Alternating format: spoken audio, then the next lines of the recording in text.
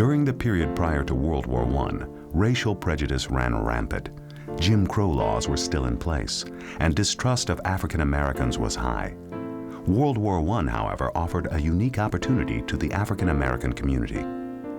Many black leaders believed that if African Americans wanted further equality on American soil, they would need to prove their loyalty on the battlefields of Europe. They would need to work, fight, and die for their country. As the United States entered World War I, even W.E.B. Du Bois, whose Niagara movement a decade earlier had demanded equality for African Americans, said, "While the war lasts, we should forget our special grievances and close our ranks shoulder to shoulder with our white fellow citizens and allied nations that are fighting for democracy."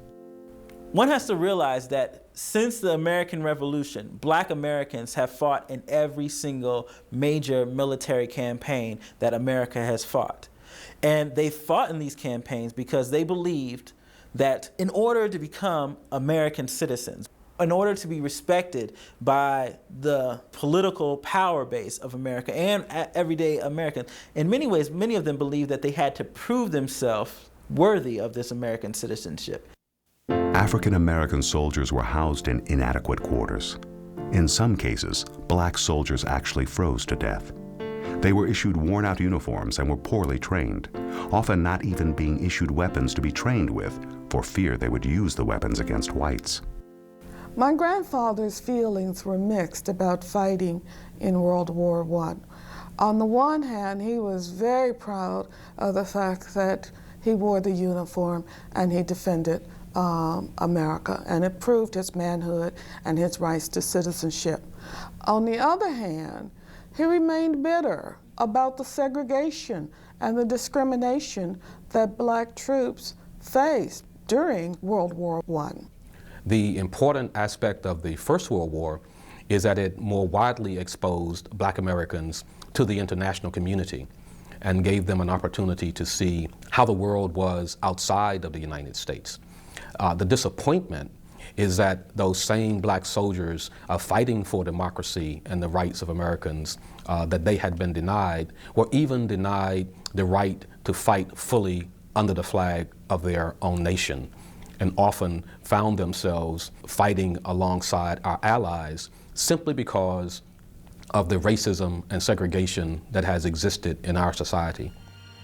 Over in Europe, America's highest-ranking official, General John J. Pershing, made an effort to follow through with the racist policies of the day. In 1918, Pershing wrote an order to the French commanders entitled "Secret Information Concerning the Black American Troops." This order directed the French officers in command of the Black American troops to treat these black soldiers differently than their white counterparts.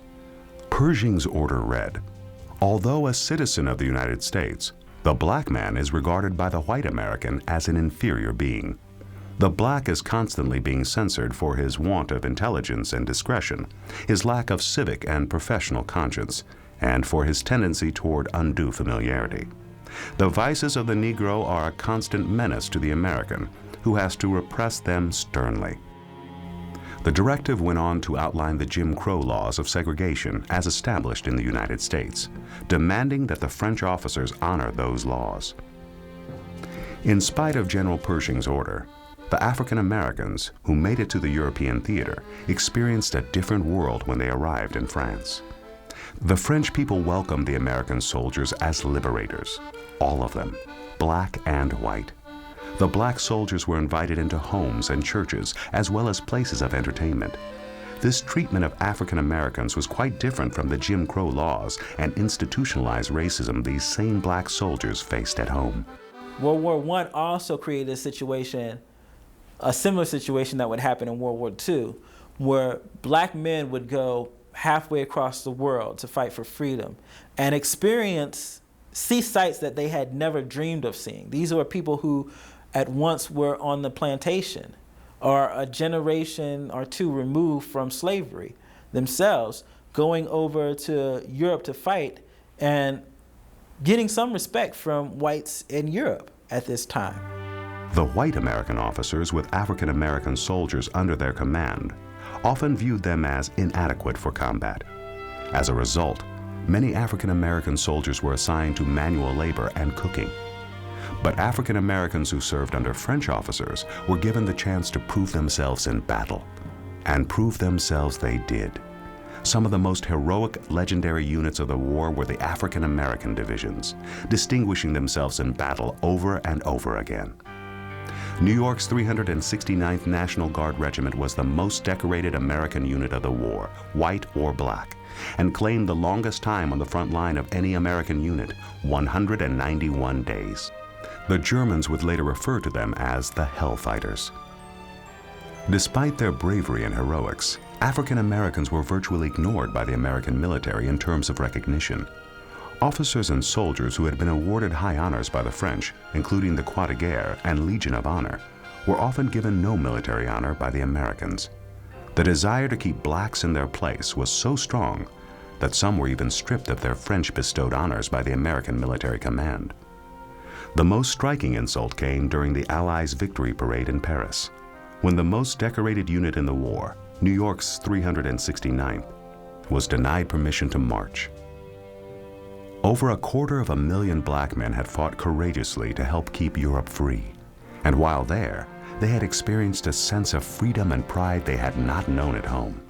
This new spirit returned with them to America, where they now faced a new battle for freedom. And they're saying, I will not bow my head. I've worn the uniform of my country. I will not bow my head in the street of my birth now. And they're standing tall. They're standing tall in southern streets. They're standing tall in back countries.